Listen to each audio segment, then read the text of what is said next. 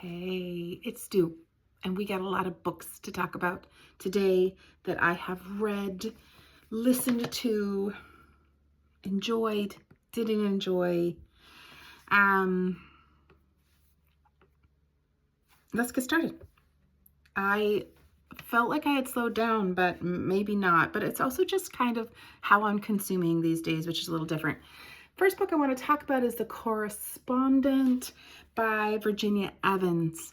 I'm reading this book because it's on the short list for the Women's Prize for Fiction, and I tried to read as many books as were available to me of the long list for the Women's Prize for Fiction 2026. That winner will be announced next week, I think. The Correspondent. I think most people who have some intake in book-to-book hype, some on-roads into book type, have heard about this book. It has been talked about, and it has been up for a couple, I think, of prizes.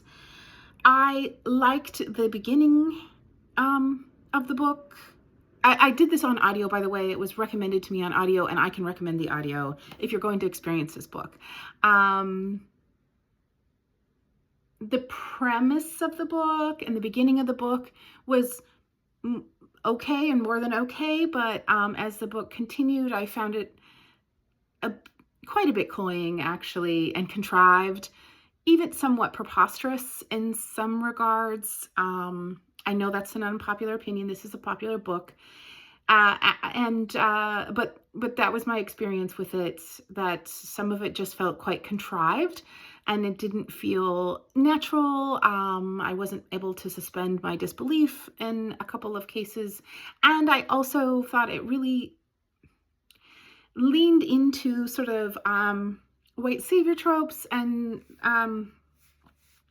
its exploration of some of its themes that it started to comment on was lacking and or problematic. So I don't hold that book in very high regards, but again, who am I, right? And I say that quite honestly. Like, lots of people like the book, and for reasons that are valid to them. And because it's a super hype book, it doesn't need my recommendation, because I wouldn't personally recommend it to most people, but I would per reader choice. Next was another really interesting read, Who Knows You by Heart by C.J. Farley. I don't know how this ended up on my TBR, to be honest, but it did. I think I was making space and just kind of wanted to get rid of a couple of sort of peak picks reads that I had picked up from the Friends of the Library. This was a hot mess of a book. There were so many elements of the way in which the story was constructed that did not work, up until and including the use of second person. It didn't work. Second person is either when you're talking, it's meta and you're talking to your audience, or it's universal and, the story being told through you means these are universal themes. And in fact, this book was looking at incredibly nuanced themes of identity. And there were several ways in which the second person tried to work, but absolutely did not work in this book. What's more, this is a female protagonist written by a male, and it just was like almost a caricature. It was almost a satire of that. It was so incredibly cringily a male writer trying to write a female character. That being said, I did appreciate some of the commentary about, what it's like to be a Black woman in spaces that are dominated by men, and I think there was more sort of race, aggression and microaggression commentary in this book that was successful than gender. And I also really kind of liked its little sprinkling of the Luddites. I appreciated the Luddite situation in this book quite a bit. So for those little reasons, I don't regret having read it. But at the end, I was like, wow, that was just a mess of a book. I, again, couldn't then recommend this book to pretty much anyone, but, all books find their happy readers. So I will move on from that. Let me see. The next listen to was a romance, kicking kind of off Pride Month. And this is a romance actually I had on the queue for quite a while to listen to. I'm not a romance galley. I've said it 100 million times, or at least 100. But I had intended to do this for trans rights readathon, and it just kind of got bumped. I chose some other things. So I finally got to it, this book is Make Room for Love by Darcy Liao. There's a lot of open door content in this, which I appreciated. I liked the tension, and I thought as a romance, it really worked. It had any of the sort of like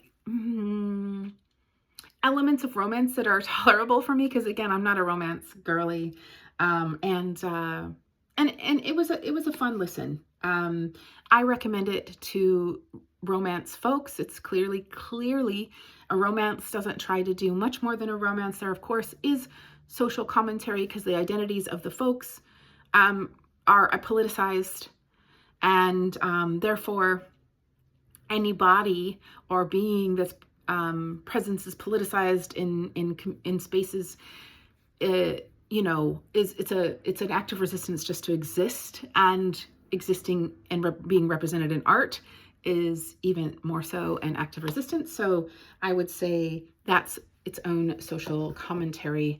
Let me go back to my physical books because there's quite a few I'd like to talk about before I talk about the next digital. So Four Treasures of the Sky by Jenny Qingjue Zhang. Okay. This book I found mostly enjoyable, eye-opening, I think I could say. And so I think there's a prompt for a summer bingo that I'm playing that I could use that for. But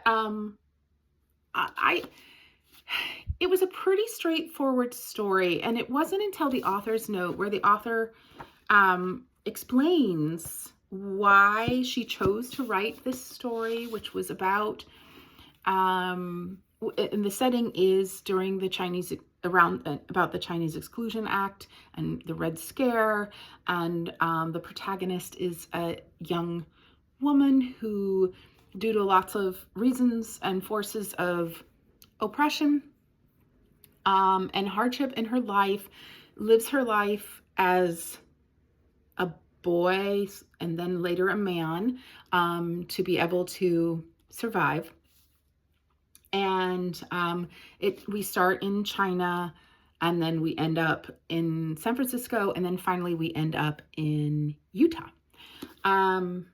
There are elements of sort of myth and mysticism in this book, and I think that did help. It was actually, sometimes I find the uses of that a little gimmicky, but I found that it really worked in this book. And I think this book is like, definitely like a book club book, and it's historical fiction. So I would recommend it to folks who are open-minded and like to explore different histories and the different ways in which our American identity collectively and American history collectively have been built on the backs of, and the othering of, and the death of, and discrimination of populations of people. Okay, and then let me see. What was next? No, not that. Okay. This was just spontaneous. I got this as one of my 2 free books during my friends at the library weekly stop-in, and then I stopped at a local garden bar restaurant and read it. And so this wasn't planned, but I thought this was a fun time. This is The Blob by A Love Story by Maggie Sue. It was a quick, propulsive read that was silly and even in some cases pretty campy, but it didn't take itself too seriously. And I think, well, the symbolism and sort of the allegory of what is the blob, which is this material that the protagonist finds and then crafts into, like, it reminded me of like weird science, but feminist rather than misogynistic.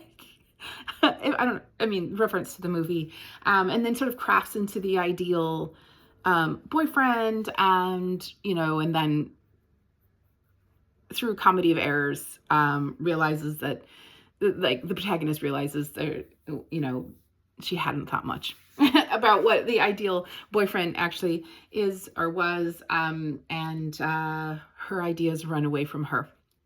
Her ideal boyfriend isn't quite what it cracked up to be. Yeah, it was a fun read. I would highly recommend it to somebody who just kind of like leans into a little Weird Girl-ette like stuff that doesn't take itself too seriously and wants a fun read that gives some pause for thought, but nothing incredibly profound or in any way new.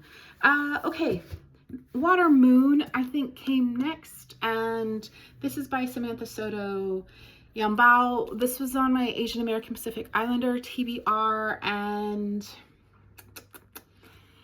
this is a fantasy novel where there's like an alternate world. There's a pawn shop that leads to another world, a parallel world, and you get there because you have a choice you'd like to give up from this world, because you have a choice that you would like to give up some autonomy of your choice to change the direction of your life. Well, we look at that as a principle a little bit in this. We mostly just see what living in this other world is like. From there, I found that the book was a bit whimsical and not very well constructed. It felt like one thing that kind of happened to the next is just like, and then what happened? And then what would happen? And then, so it felt, like I said, a little whimsical and fragmented.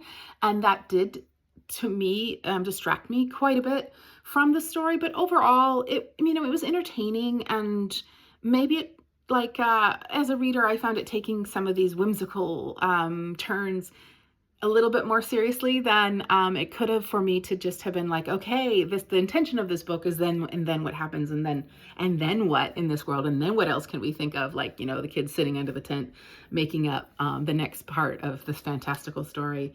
But overall, like, if you kind of like cozy fantasy light, I think this give this book a shot. It nails that. Next, I read Bangkok Wakes to Rain by Pichaya Sabandad. Okay, this is probably my first book that I've read entirely set in Thailand. This is multiple timelines. We go through when the area was Siam, and then to present day, and then through some different parts of history. The book is incredibly, let me see, it's one of those books that is kind of weaving together the tapestry of what is like Bangkok is like, you know, the setting and the character. And it's weaving together all of these sort of stories, and it is trying really hard to connect them in ways that make sense, but also mostly the connection is this is sort of the story of the city.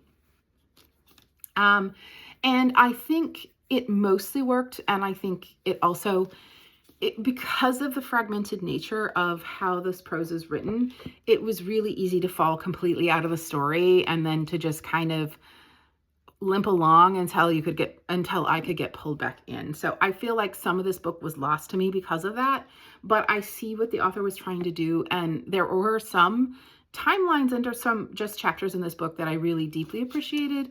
And in reflecting overall, I liked this book. Just go into it knowing that this is sort of like fragmented nature could be a little, you know, yeah, it threw me out of the story a little bit. Okay, getting maybe closer to the end. Okay, I listened to Chuck Tingle's Lucky Day. It was incredibly campy as intended. Look at the cover.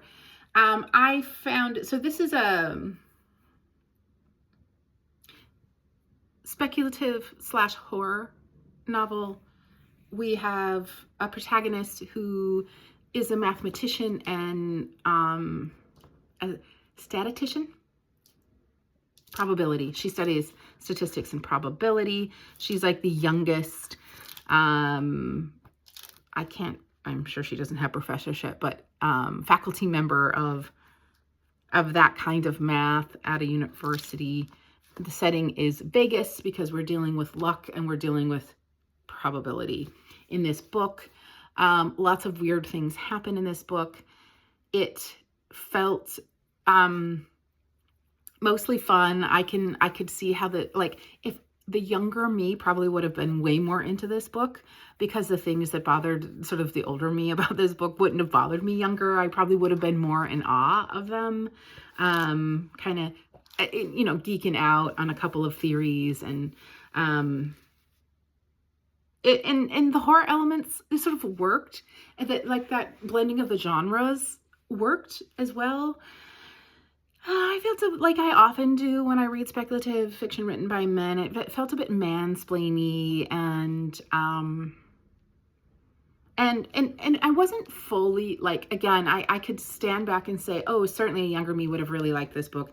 And I can see why some people would really like this book. So if you kind of like campy, weirdy, nerdy, little ditties, then this book is certainly for you. But it wasn't fully for me. I had another person who, I think in those regards has similar reading taste, and they had checked it out and they asked, what did I think? And I said those things, and they say, okay, never mind. I'll just kind of give it a pass, because like all of us, we have so many things to read, and not all of us have that much time to read. So people have to make choices. I think that book was hyped enough that it doesn't need my hype at all. And I'll just leave it there. It was a fun time. It was a fun time. If you don't like horror, don't read it. Or if you're not willing, there's definitely some really kind of gory, again, campy, gory, that kind of horror going on. Okay. Angel Down by Daniel Kraus. Why did I read it? It won the Pulitzer. I wholeheartedly, honestly, thought that so many other books should have won the Pulitzer. And like many, I was like, another book about white men and war. And I still feel like that even after having read the book. And I must say, I really liked this book. This book grew on me, and I went into this book grumpy, and it won me over. Everything I just said about the Pulitzer and have said in previous videos, totally believe. If anyone listened to me, which they don't and shouldn't, The Emperor of Gladness, it was for me such an, the American tune that I think represented a lot of identities and issues and constructs of contemporary America that, that the Pulitzer should be considering, not just, books about white men in war. Okay. In this book, we do have kind of like the monkey wrench gang, the ragtag group of misfits. Do love that. I do love that as a concept, all the way from, again, aforementioned monkey wrench gang to the ragtag group definitely works. It's playing with mythology. It's playing with some historical events. It's playing with,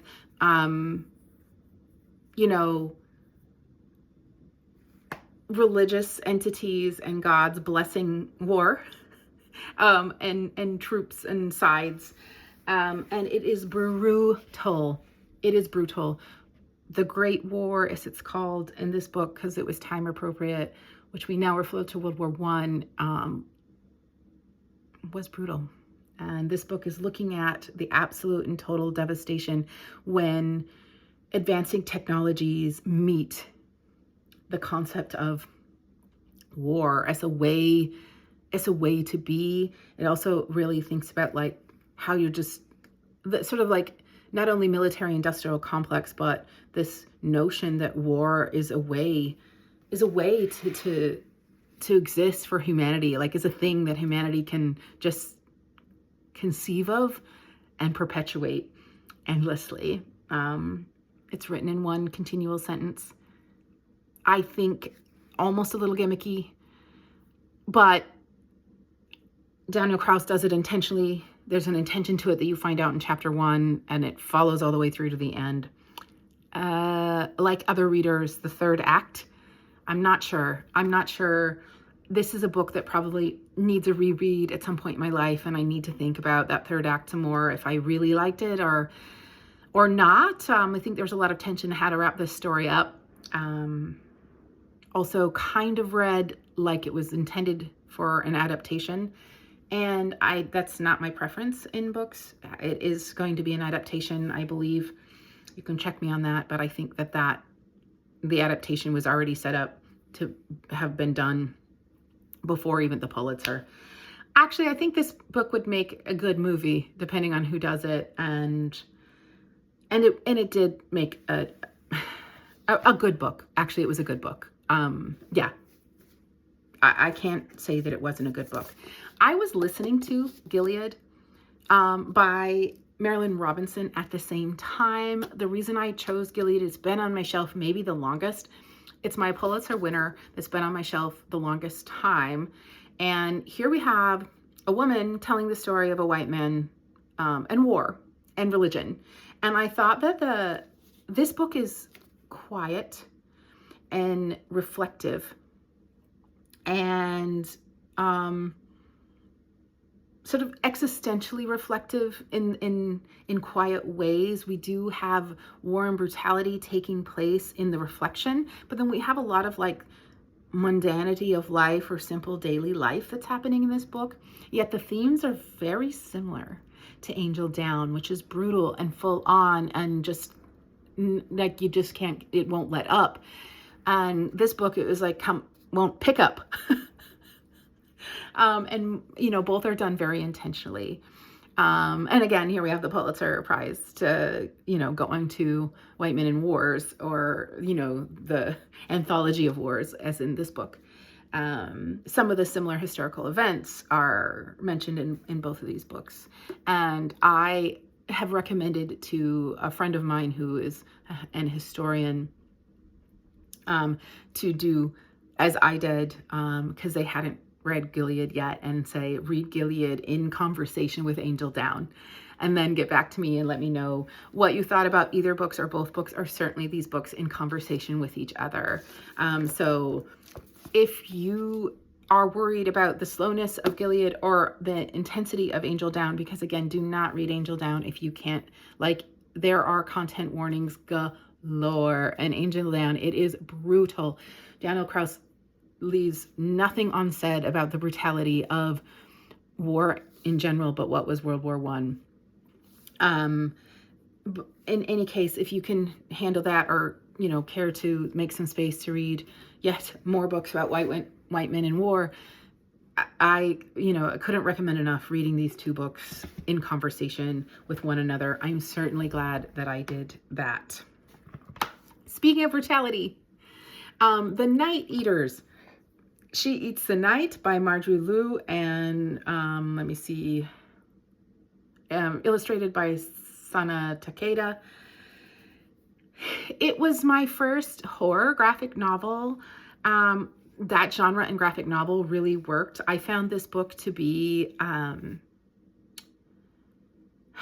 can't say fun because it's horror, but as much as horror could be fun, yeah, I found it to be even a bit, you know, silly in its absurdity, but it really worked. And of course, I'm pretty new to graphic novels. They're not something I read very widely in. So I'm glad that I'm giving more and more of them a chance. And I had a pretty dang good time with The Night Eaters. We have a family of supernatural. We have a couple of supernatural beings that have two twins, and they kind of fall into this other world, and there's like all of the horror elements of that world. And we sort of also have like the analogy of, you know, the teenagers trying to figure out the heck's going on with their parents. When you sort of come of age and realize your parents aren't what you thought that they were. Okay, The Dog Meows and the Cat Barks. This is a novella by Ika Kurniamwan, and it's translated by Annie Tucker. This is an Indonesian book. It was such a wild ride.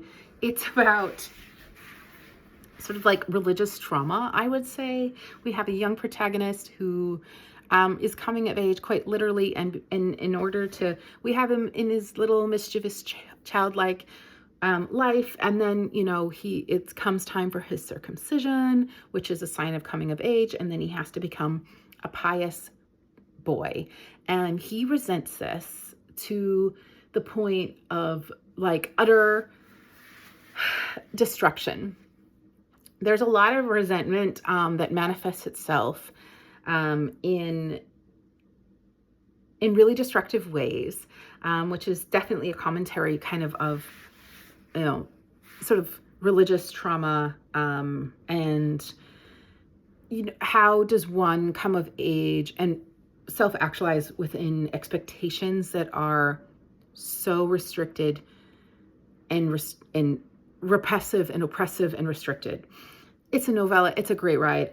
Read it. That's like, I would recommend that book to anyone. Okay. I listened to then, actually, can I say, because I was listening to both of these at the same time. So I think that book, The Dog Meows and the Cat Barks, was also an interesting sort of conversation to have with this book that I was listening to, which is This Wretched Beauty by Ellie Grenier. And I go through a lot of insomnia, especially in the spring. So This Wretched Beauty was keeping me company in the middle of the night. You know, I would stop and listen to it. And the reader of this voice is quite soothing to me. So it would kind of lull me to sleep. And then I'd have to do one of those, okay, where's the last place in this audiobook? And because there's no spatial way to try to figure out where I might have dozed off. So that was a fun experience with that book. But also, like, I feel like there's a sort of like piece of loss of innocence and breaking out of the expectations, the really restrictive expectations, societal expectations that This Wretched Beauty and The Dog Meows and the Cat Barks both have. Like, those were their central themes. This Wretched Beauty is a young adult trans retelling of The Picture of Dorian Gray. I'm an Oscar Wilde fangirl, although I haven't revisited Oscar Wilde's work in quite a few years. The Picture of Dorian Gray was really, it's like pivotal for me in literature and in book loving and in sort of building my understanding of the world. So I found myself trying to that's why I'm glad I listened to this book in the middle of the night, to not compare it too much to The Picture of Dorian Gray, as I haven't read it for a long time. I have some lasting memories. Should I read it again somewhat soon? Yes. Someone told me there's several, it's public domain now. There's several audiobook, almost I'd call them like productions. Yeah, productions. But there's one really recommended one. I don't know. I feel like The Picture of Dorian Gray would be great to listen to in audio. I've been really liking to listen to classics in audio and then try to remember what they were like, because my first access to them was, you know, just the physical copy. So without going on and on and on, somewhere in the near future, I imagine that I'll read The Picture of Dorian Gray. This Wretched Beauty, from what I could tell or from my memory, it sticks it's pretty aligned. It's, of course, contemporizing it, like by adding trans themes and some themes that I think that, oh man, Oscar Wilde, he was timeless in his understanding of themes. But there are kind of ways to tell stories that retellings are useful for, to take these really classic human themes and move them into more modern times. So This Wretched Beauty is if you like retellings. You want more trans representation because you have to go looking for it. Or you like young adult, because it's all of those things, then I could recommend to you This Wretched Beauty. Next was another romance, and this one was so fun for me. It was just completely cringy the whole time, the way young adult romance should be, but it stayed true. It stayed true to itself in those ways, and it really, in the way that young adult books can, it gently looked at identities and coming of age in ways that I love. I love the coming of age. I love coming of age books. Anyway, this is Canto Contigo by Johnny Garzavilla. I listened to it. It was a great listen. I have another friend that's listening to it, and they're not part. They don't have any cultural background.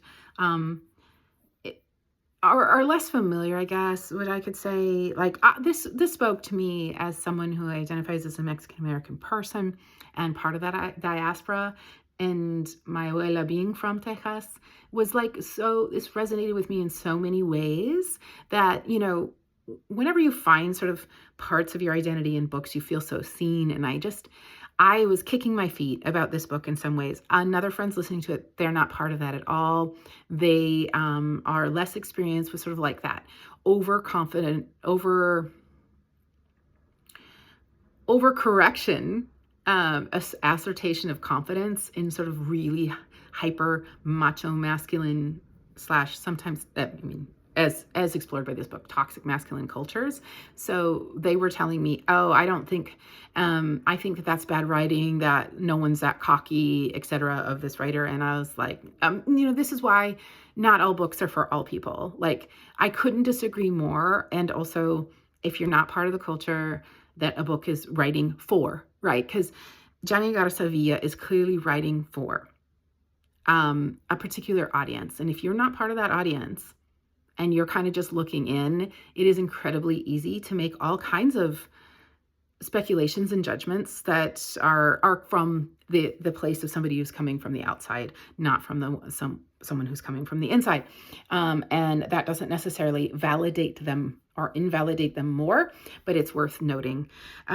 This book, I loved it. Again, it's cringy and it's a romance, but it's super cute. So if you're into romance, especially young adult romance that look at coming of age, this is a rivals to lovers. We have two mariachi singers who are kind of in rivalry with each other, and they're trying to both, win Extravaganza, which is this huge mariachi competition in South Texas, and the story goes from there. If you also are looking for intersectional identities and LGBTQIA representation more than just one of those identity groups, then this book is a great book as well. Okay, I Went to See My Father by Kyun Suk Shin. This really slowed me down. This book is very quiet and slow, and it does a very lot. And I have been reading these like propulsive or fun or really sort of like commercial books. And this slowed me way back down. It took me way more days to read than it normally takes me any book. And I found myself drifting away just because I got so used to pacey books. And this was a reminder to me to not just like, books that are pacey are fun to read, and that has its purpose. And then literary fiction is literary fiction, and it needs sometimes it forces you to slow down. And this book absolutely forced me to slow down, almost slumped me, not because of the content of this book, but because it pulled me right out of the pace of the book, a lot of the books that I've just talked about, and slowed me way down. This book is also about the devastation of war, multi-generational impact, but it's a very intimate look at a woman's grief from the loss of her daughter and her dealing with that grief, but also coming to understand her father, which she never has. And now in her middle ages, and her father's elderly, and she's gone to see him, to spend some time with him. She is really trying to understand her father and who he really, really is. And she's doing this via letters and stories, letters that she digs up in stories and her memory. And it is just precious. It reminded me of that Domenico Stornone book that also was attempting for someone to reflect on his father, and how much more I liked this book than that book, which I ended up DNFing, although some of the writing was quite spectacular. I just couldn't hang with that book anymore. This book required patience, and at some points, as I said before, I didn't really have it. It is really subtle, and that's sort of like subtle, like something that's subtle and brutal at the same time is almost hard to, and quiet, but impacting, is almost hard to digest. Like I almost didn't have the tools to take all of that in after all of the other reading that I had been doing. But yeah, this book comes under high recommendation especially if you like Korean authors. By the way, the translator of this is Anton Her, who translates quite a bit of Korean literature.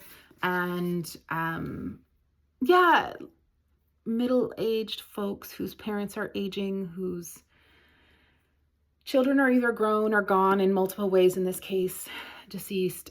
This is definitely a book for you. All right, finally, and I do mean finally, yes, I read Ariana Harwitz's Die My Love, translated from the Spanish by Sarah Moses and Carolina Orloff. I couldn't find this in Spanish. I'd actually really, really, really, really like to read this in Spanish. It's a novella. I've watched the movie, and then I watched the movie about 6 months ago, and then I came to find out, in fact, when I bring this book up, people are like, oh, the movie. And I was like, okay, the movie had some references to the yellow wallpaper. I was interested to see if this Argentine literature did the same.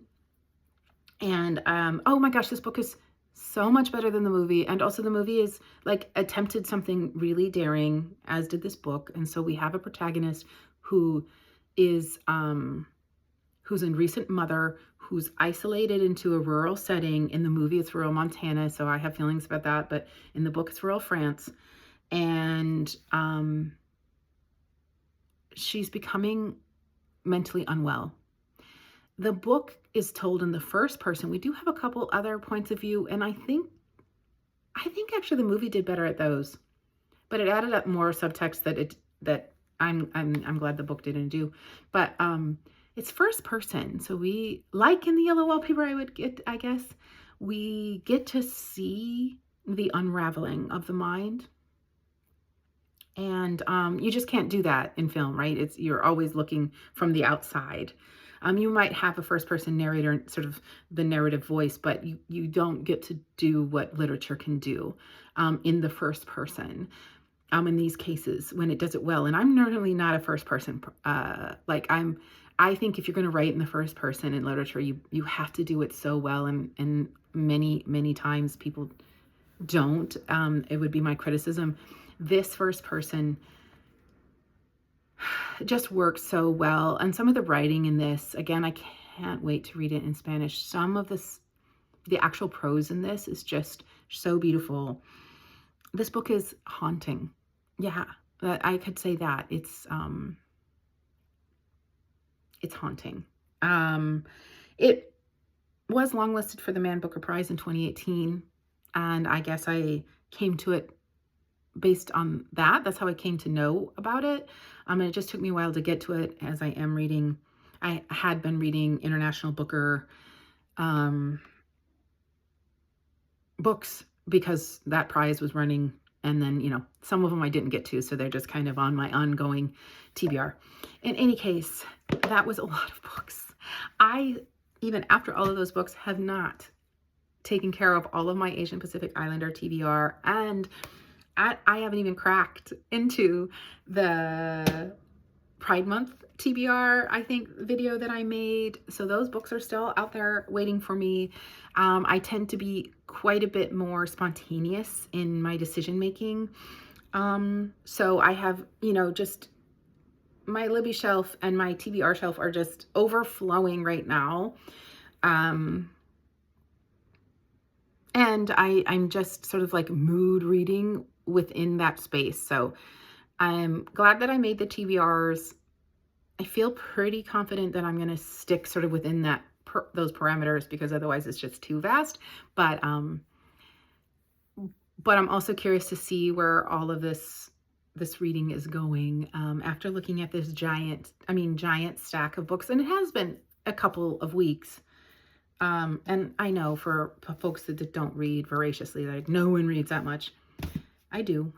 I do. And it doesn't even take me that long of time. It's just both reading pace and then how you can get yourself focused into a book. And like, I have more time to like get myself in quiet spaces and be able to focus on a book, not to mention the long commutes that I'm doing on public transportation and the long walks where I'm just listening to a lot of audio. So that was in defense of my voracious reading, and I will see you maybe at the next wrap up. I don't know, because my TBRs are still both hanging out there. I don't feel any need to do a TBR because, never mind. Sorry, that was a bit like, speaking of whimsical and what's coming next, I'm water mooning it right now.